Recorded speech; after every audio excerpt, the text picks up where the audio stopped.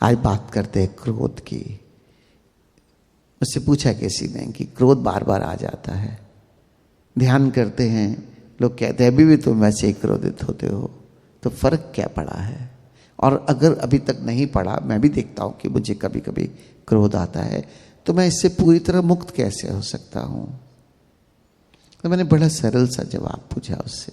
मैंने कहा कि तुम मुझे सिर्फ एक बात बताओ कि अगर तुम इतने ही जागरूक और ध्यान निरंतर कर रहे हो, तो पहले क्रोधित कितने दिन में होते थे और आज कितने दिन में हो रहे हो?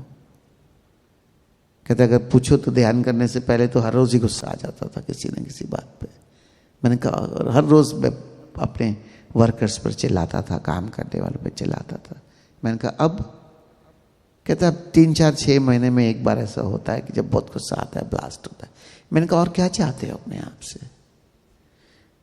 कल बात की थी ना कि स्वयं से भी काम ना करते हैं, एक प्रोसेस में हो और देख रहे हो उस प्रोसेस में धीरे धीरे क्रोध की इंटेंसिटी भी कम हो रही है, ड्यूरेशन भी जो है, जितने दिन के बाद क्रोध करते हो वो ड्यूरेशन भी शांति की बढ़ रही है।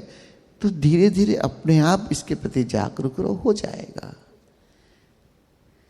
कामनाओं से जब पूर्ति नहीं होती तो क्रोध उत्पन्न होता है, और कामनाएं कहां से उत्पन्न हो रही हैं? मेरे विचारों से, मेरे थॉट प्रोसेस से। अगर अपने थॉट प्रोसेस के प्रति जाग जाओगे, कामना को ही रोक दोगे, क्रोध तक कभी पहुंचोगे ही नहीं।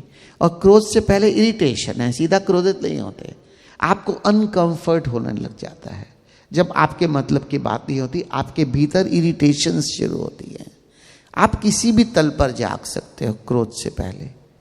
बेस्ट तो ये है कि जागरूकता इतनी बढ़ जाए कि मेरे भीतर से कामना का विचार ही उठा है, मैं निप इन द बड वहीं उसको रोक दूं, उसको जागरूक होकर अपने से एसोसिएट नहीं करूं, ताकि वो उसके साथ मेरी कोई फीलिंग्स इन्वॉल्व ना हो, वो कामना मेरे कृत्य में ना आ जाए।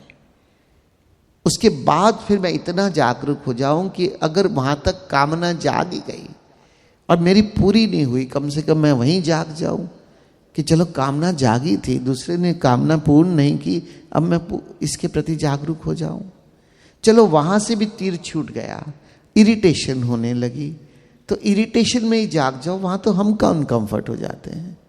वहीं देख लो, आंख बंद करके 2 मिनट के लिए रेस्ट रूम चले जाओ ना, उस जगह पर टिकने की जरूरत क्यों है?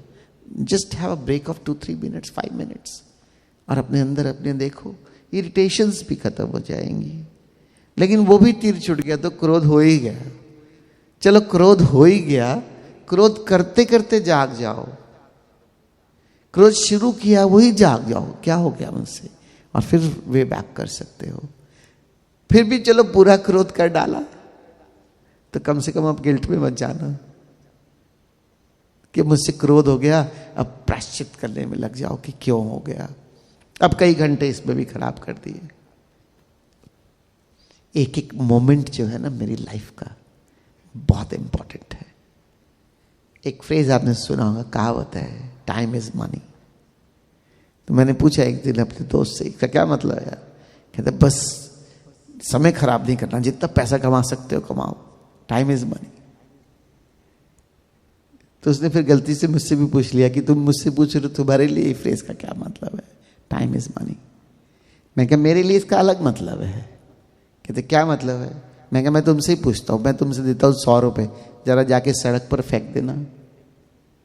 कहते हैं 100 रुपए कौन फेंकेगा सड़क पर? कोई पैसा भी सड़क पर फेंकता है? मैं तो कहता हूं पैसा, टाइम है ही पैसा कमाने के लिए, उसी से तो जीवन अच्छा होगा।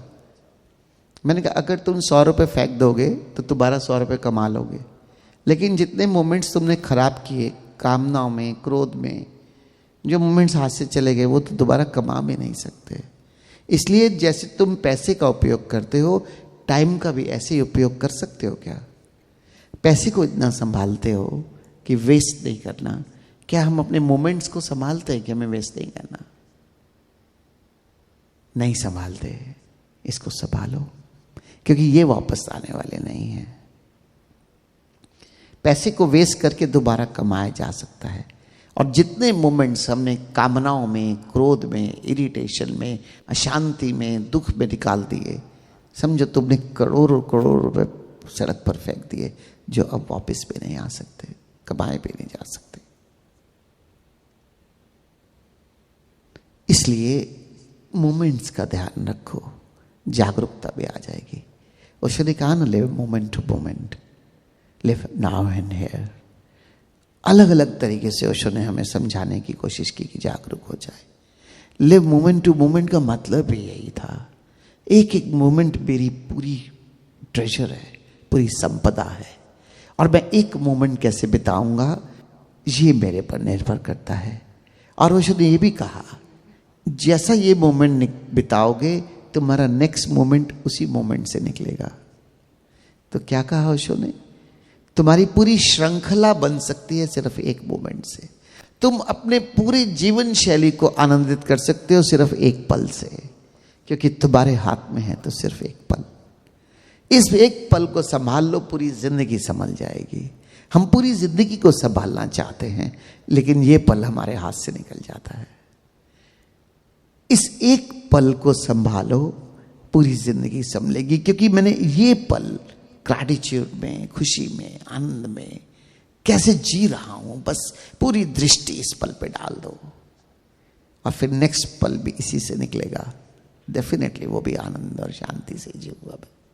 फिर नेक्स्ट पल भी इसी पल से निकलेगा, जो मेरा अगला पल था अब मेरा प्रेजेंट पल हो गया है। एक पल का ख्याल करो बस। ये एक क्षण बहुत इंपॉर्टेंट है, और इसी को ओशो ने कहा लिव मोमेंट टू मोमेंट। इस समय मैं दुखी हूं, मेरा अगला पल भी दुखी होने वाला है, जब तक कि मैं झटक कर जाग न जाऊं कि मैं कहां हूं, मूर्छा में कहां आ गया। आनंदित जीवन, सुखी जीवन, शांत जीवन जीना बहुत सरल है, लेकिन इतना कॉम्प्लिकेटेड कर दिया इस मन ने कि बस यही नहीं बचा, बाकी सब कुछ बच गया। दुख बच गया, शिकायतें बच गई। इतने सुंदर रिश्तों से हम बनते हैं, पति पत्नी, तन मन धन से एक, लेकिन आज सबसे ज्यादा हास्य का रिश्ता ये बन के रह गया है।